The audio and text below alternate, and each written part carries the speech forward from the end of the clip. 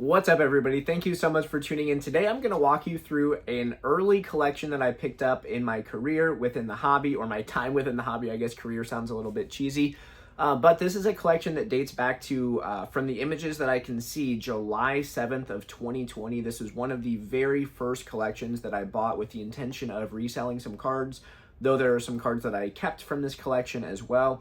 And a lot of my early grading experience came from cards that I bought from this source additionally. So I thought this would just be kind of a fun one to share. But with no further ado, let's check them out.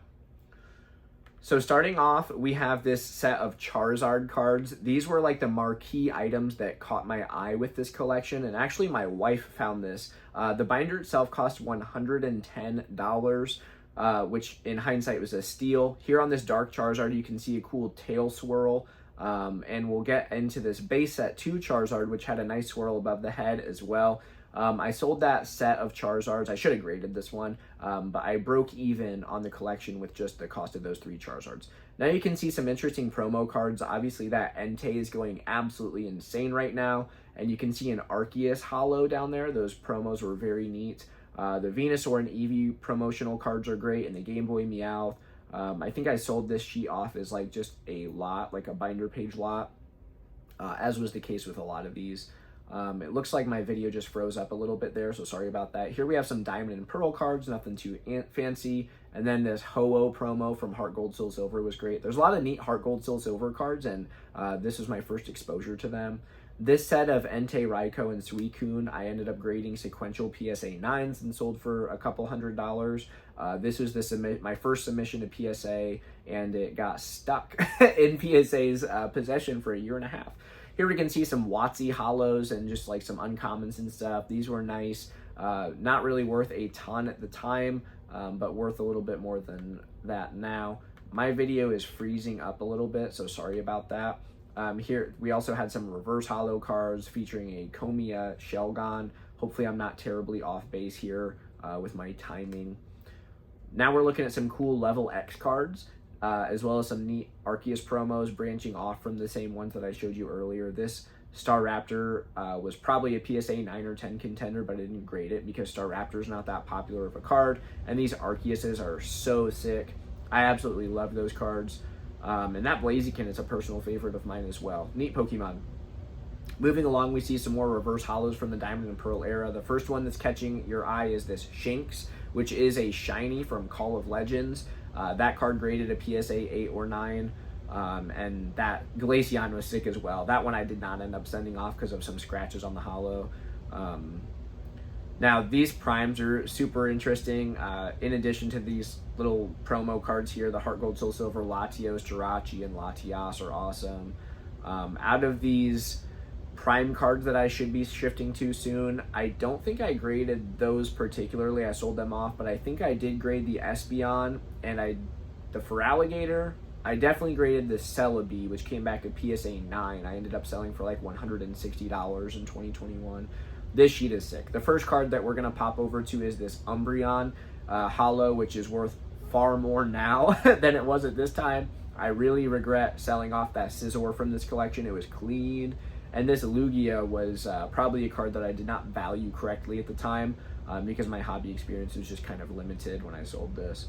Some more random mid-era holos and reverses. Shout out to Weavile. This Rapidash card is so cool. Like, look at that background. It's like an ukiyo-e art piece. HeartGold SoulSilver was not, I think I mentioned this earlier, but it's not an era that I interacted with growing up. So this collection was my first big exposure to it, and I fell in love with the cards. They're so cool. Nice reverse holo Raichu, Golduck, another Raichu. That Hypno is pretty sweet as well. Here's some more scattered reverse holos, some more WotC singles. Gyarados and Alakazam are kind of the heavy hitters on this page.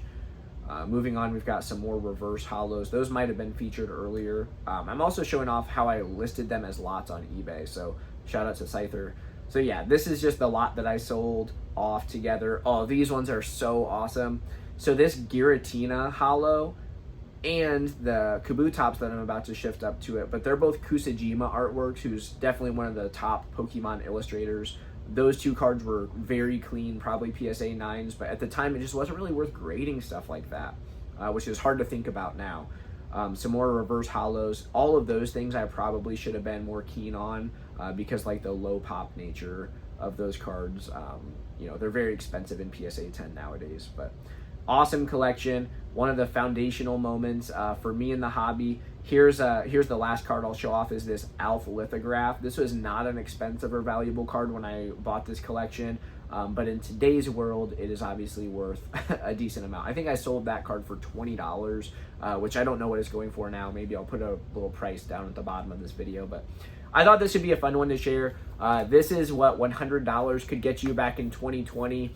And again, this was like in the summer months, so this was a little bit before that massive influx from like the Logan Paul hype or however else you want to attribute that big demand spike. But yeah, $100, collections like that definitely existed at the time. Something like that would be incomprehensible nowadays. That would definitely be at least a couple $1,000.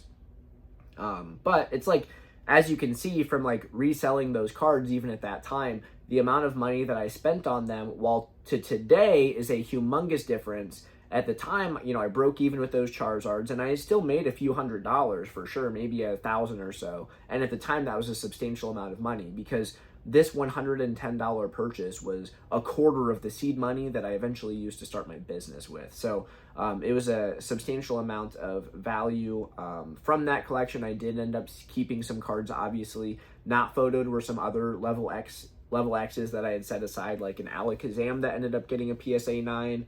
And a few others.